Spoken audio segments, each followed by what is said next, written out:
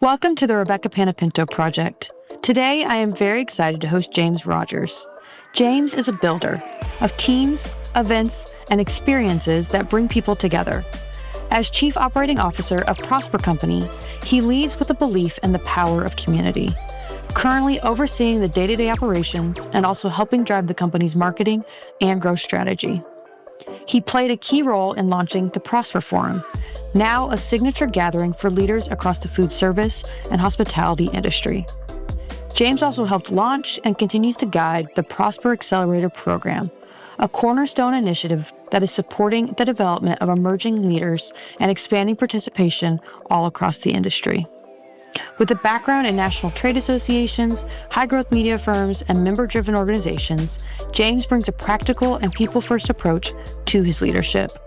He is a graduate of ASU and currently lives in the Phoenix area with his wife and their 3 children. Outside of work, James loves hiking the desert trails, reading, and also playing music, which, funny enough, is how we actually met back when I was a teenager. We have an amazing conversation today where we dive into how James is making a huge impact across the retail industry. Enjoy the show. James, welcome to the show today. Hey, thanks for having me, Rebekah. Likewise, I love that our careers have gone these different ways and come back together in such a funny way. I was on your website just a few months ago because my leader, actually, my VP of sales here was like, hey, this cool company, Prosper, like we should really get involved with them. And I'm looking at the leadership page and I go, James Rogers, like what? And so here we are now talking about what you're doing today. So I'm very excited to dive in. Thanks for having me. And yeah, very kind words. Really appreciate that. Yeah, so let's talk about this career journey you've been on. When I knew you back in the day, you were working at Starbucks, and now you're just a force to be reckoned with within the food service industry. So how did you come to be where you're at today at Prosper Company? I don't know if I'm a force to be reckoned with yet, but trying real hard to fill some big shoes. Prosper, you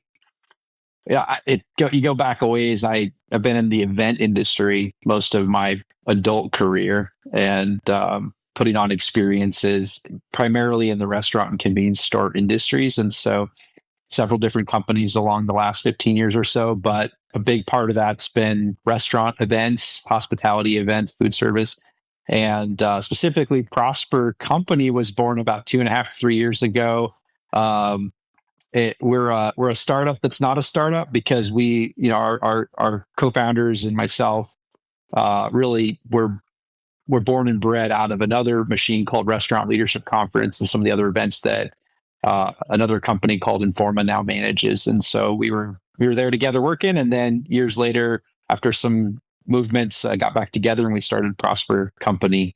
And it's been one hell of a ride and crazy the last 2.5 years, but a lot of fun too. I love it. What would you say your core mission statement is today? Elevating the future of food service and hospitality. And that's kind of an aspirational thing. We also would say that we have this phrase we call a better table. And it really is an equation that we believe that if we can make our businesses better in the food service and hospitality industry, we can change people's lives, we can have better lives, and we can make a better world. And that's our vision, a more prosperous and just world. And we're just trying to do our part to do that. We can't, we're trying to influence that flywheel. But one of the ways we're trying to do that is by doing what we do best in creating communities that count.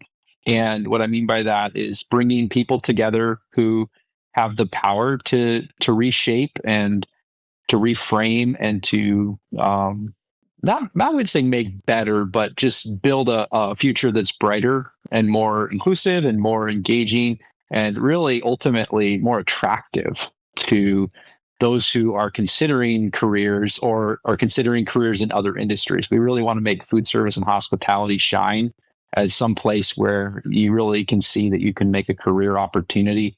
You have a career opportunity of choice. So it's a lot in there, but it all boils down to this. If you build the community that you want in the relationships that you have and the relationships of people that are gathering together, you'll get the outcomes that you're trying to design for. And so, yeah. And we'll talk a lot about today and how technology is changing food service and hospitality.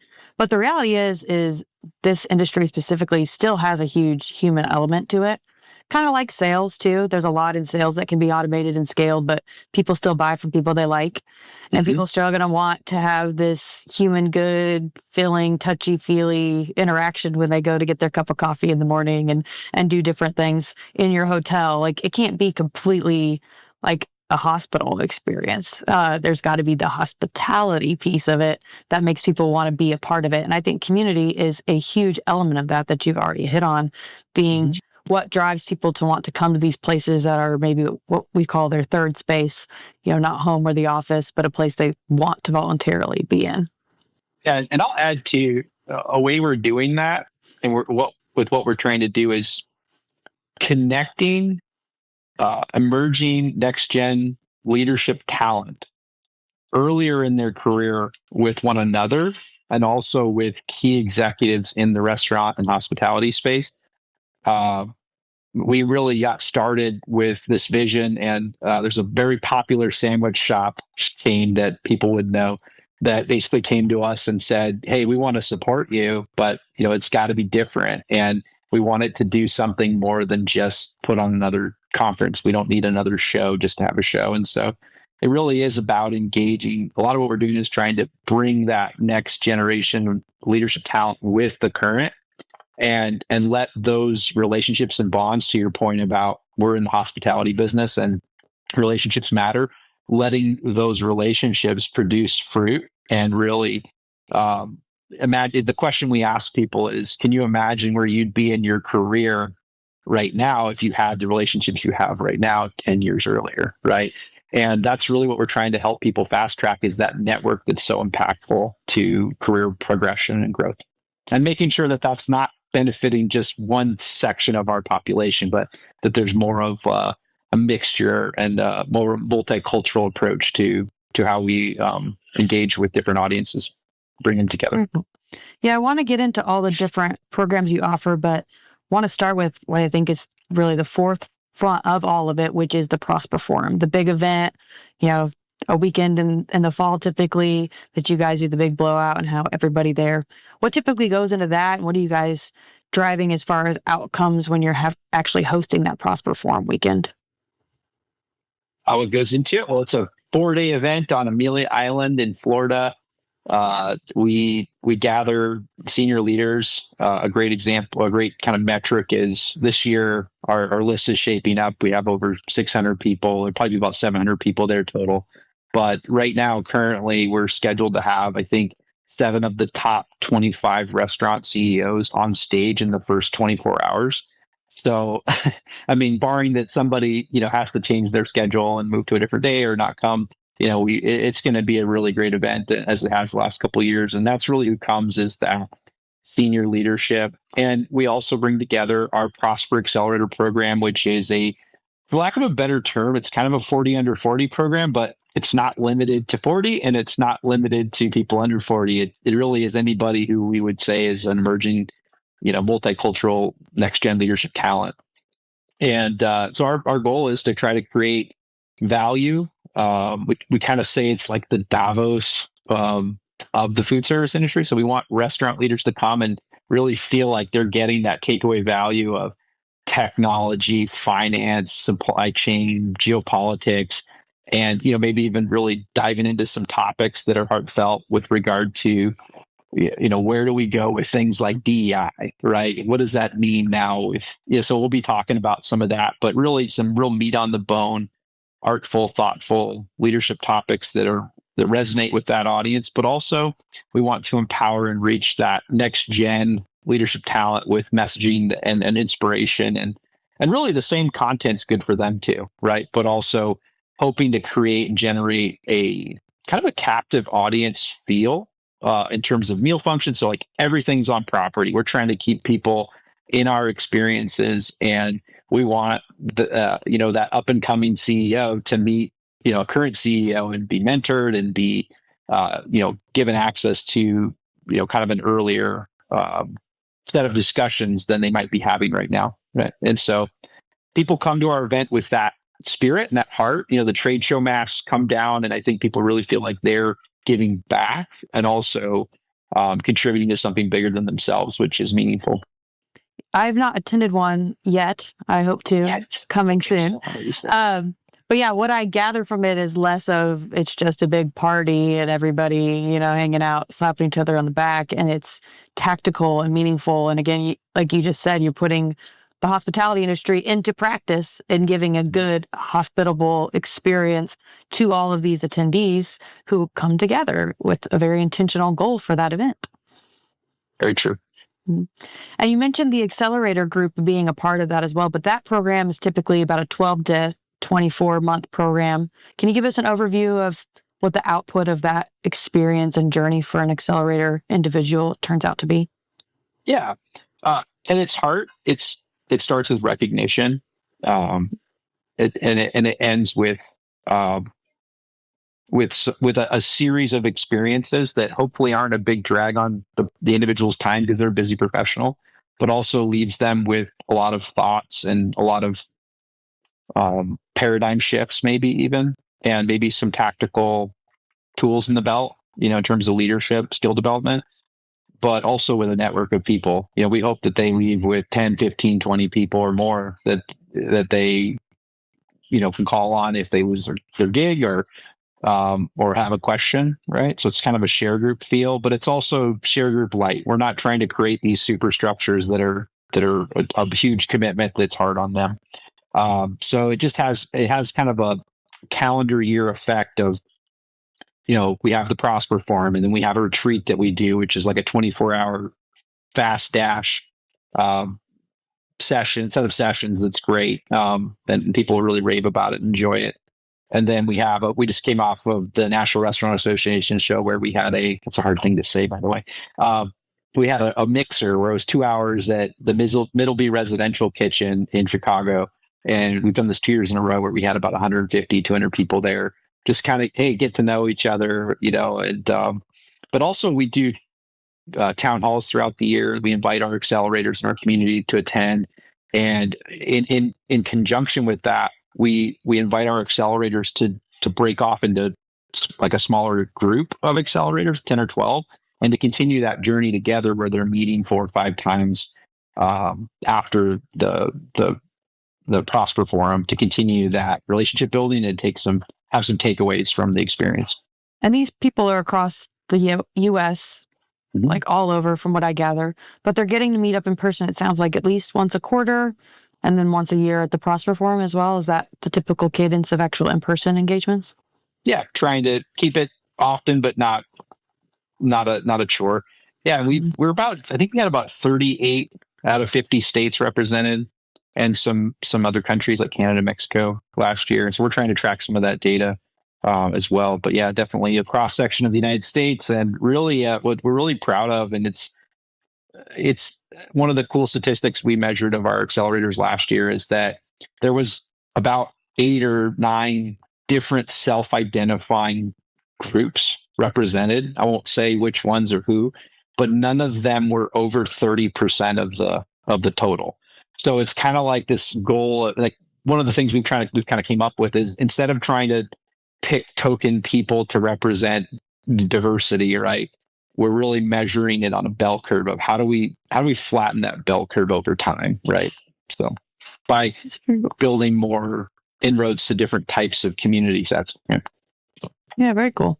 Well, I know you're starting to also reach out to the college level communities too, and get folks even earlier, like you're mentioning, fresh out of school, when they're sitting there going like, yeah, what is my career path?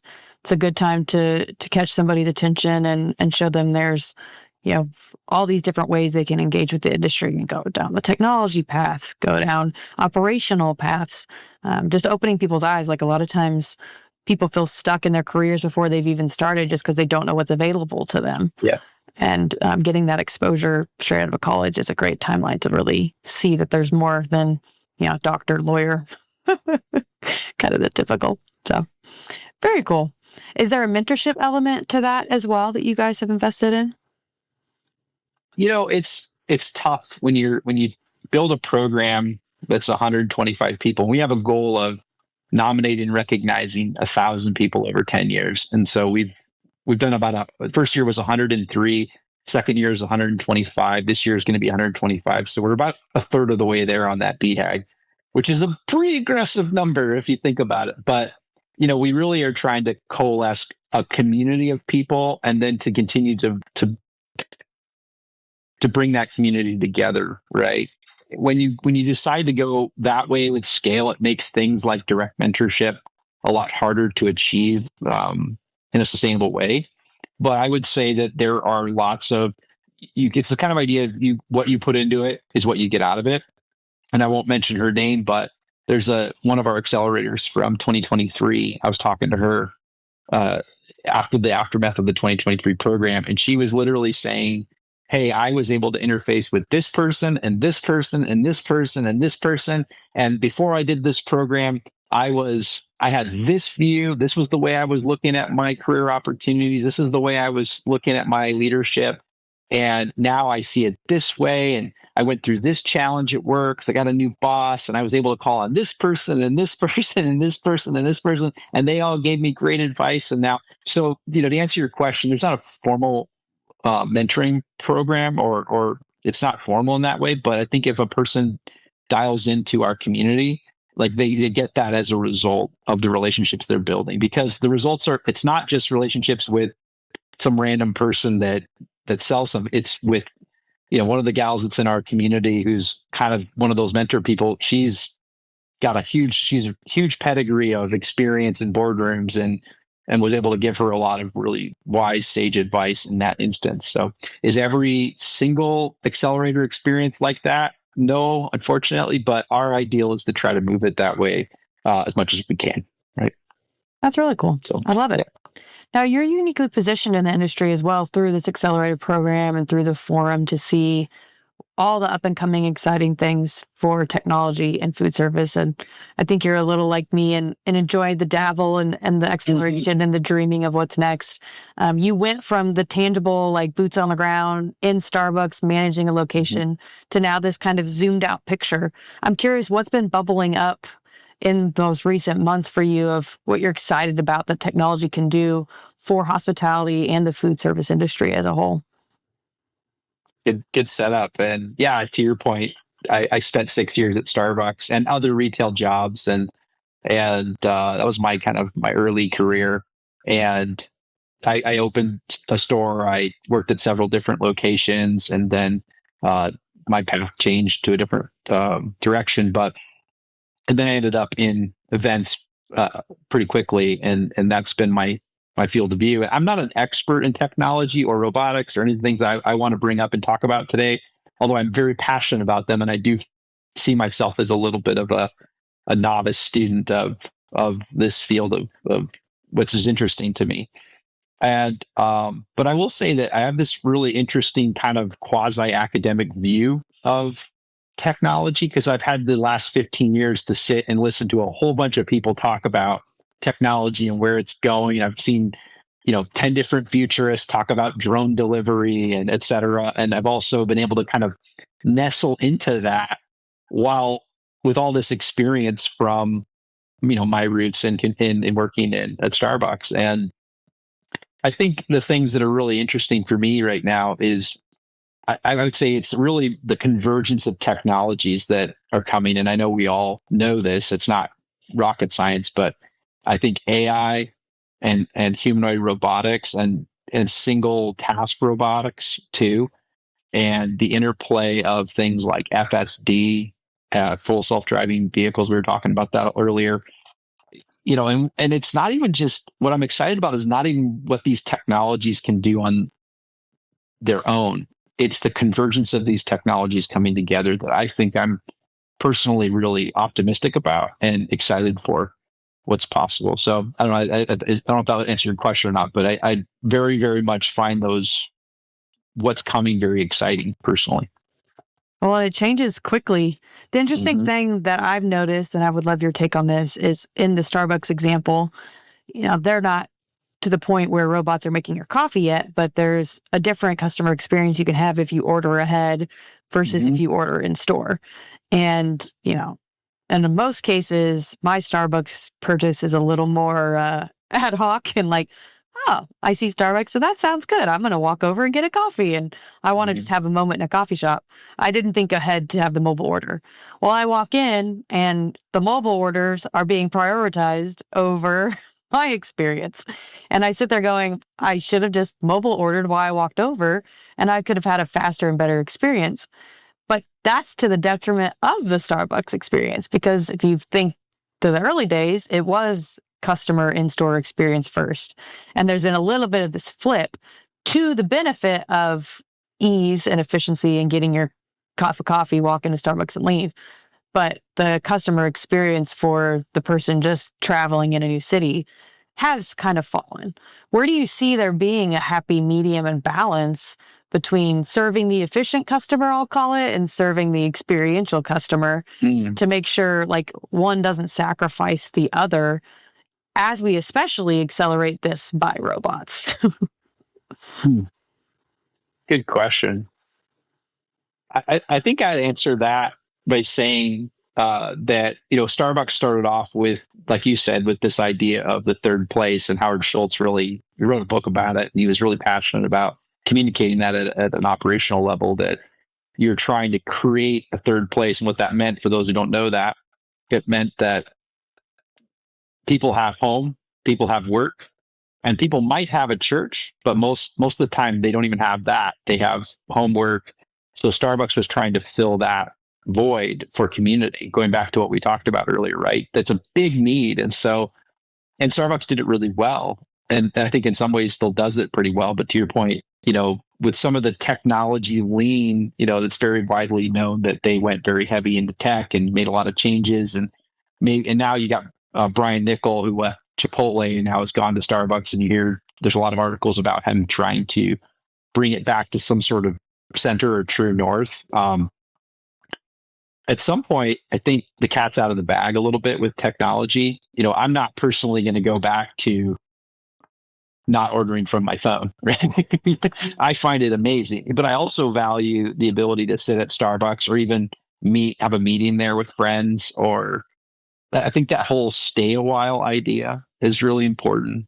And we need places in our society where we can meet together. And sometimes that looks like a restaurant where we have a birthday meal with somebody we love, or a date if you're going on a date because you're courting somebody or meeting somebody. But I think also just having a place for friends to connect. That's So Starbucks fills a big void, and there's other companies that are doing it pretty well. But I think that's what I would say is we have to hold on to that human element, the human connection, no matter how much tech we overlay. When you think about dreaming for the future in food and service industries too, taking it another step, like what would be the coolest, most impactful interaction you could have with maybe one of your favorite brands that is leveraging a technology that maybe we've only seen like the tiny little glimpses of so far? Yeah. Well, I think that there's what is happening now, and then there's what's coming and what's being piloted. And then I think there's I think what's really neat now is there's a lot of tech that, like, if you go to McDonald's, not every location, but most locations use a robot that's saving human labor, right? And to your point about that person, if they don't have to focus on dispensing Coke and Dr. Pepper or whatever at that McDonald's, they're freed up potentially or hopefully to have more time to connect at the window, right? So it's designed to give that augment and also to, create more efficiencies and accuracy and all that as well. But that's been there for a long time. And I think there's other robots, like we were talking about earlier, that do different things, cooking apparatuses. And there's other robots that are coming that might do things like bring your food to your table, so that's probably I know there's a lot of companies like Yum and Chipotle that have pilot programs. There's even a restaurant concept, I'm blanking on the name right now, it's actually just a single store chain in California, or a single store restaurant that is 100% automated except for one person. You can go to it right now. You can order your food from a kiosk, and then it goes to work. I think it's called Flippy. The robot's called Flippy. And I'm pretty sure, I'm trying to remember who it was, but there's some burger concepts that are using Flip, maybe even McDonald's. I can't remember exactly, but but Flippy's being used, and it can make burgers. And then I just came back from the National Restaurant Association show, and I saw at least 7 different robot arm deep fryers that dispense and basically take it from frozen French fry in a bag that's pre-seasoned, cooked, to actually putting it in paper, and then a human can add it and hand it off, right? So it's pretty amazing where tech is going. But I think the thing that's most interesting to me is not really what's probably possible right now, but I really think this idea of the humanoid robot is probably the most impactful thing that's happened in the last 500, or will be the most impactful thing that's happened in the last 500 years. And I know that because other people have said it, not because I'm so smart. But, like Eric Schmidt, with former CEO of Google, he just said, he basically said, I don't think people are ready for what's coming. There's problems, there's issues with energy, and, when will this happen? But I think we're not ready for. And I think kind of what you're talking about with how do you get with regulation, and will people adopt it? Will people want it? Will workers revolt? But more like how are we going to interface when we're walking down the street and there's 7 robots that go by and they're delivering for Amazon or something, right? And I know it's kind of fantastic, but Sam Altman said he doesn't think that's very far away, and Elon Musk, not very far away. Jensen Huang, not very far away, and whether that's tomorrow or 10 years from now, I think the takeaway with that is, what are we doing as brands in food service or outside of food service to prepare for that eventuality? Because it's not an if, I think it's a when, personally. But yeah, I think through a fictional kind of awakening I had to some of this recently with a really cool musical on Broadway right now called Maybe Happy Ending. If anybody has a chance to go see it, phenomenal show. Maybe but it's Happy Ending. Maybe Happy Ending, but it's about 2 robots falling in love. And they're 2 forgotten robots too. They're a previous generation of what the new generation is, of what they call helper bots. And so these 2 helper bots have been left in basically a robot graveyard to die a slow, painful death eventually when their charge capabilities go away. But they end up, between the 2 of them, going on this journey to learn about life and ultimately falling in love. And it's funny to think of this robot scenario having emotions and feelings, and that this could happen, but it's so well depicted in this musical, and it's just so thought-provoking. It's such an interesting way of it that I don't think that is going to be something that happens overnight. All of a sudden these robots have feelings and are going to come over and kill us. But there is an element of, I think, how it can be a robotic situation introduced to relationships and to engaging between humans by using almost a robot moderator in some cases, and robots being able to not tangibly understand feelings, but logically understand feelings. I see these toys, for example, too, a lot with kids today, where kids are able to talk to a plush toy who has AI in it.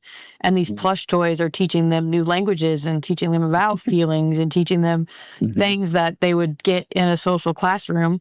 But maybe they're only 3 and they're not exposed to that yet. And this robot can engage with that. And then the robot can report to the parents on maybe what the child shared with the robot that had to do with feelings. And they're only, obviously, from a robotic perspective, going to have a logical understanding of emotion.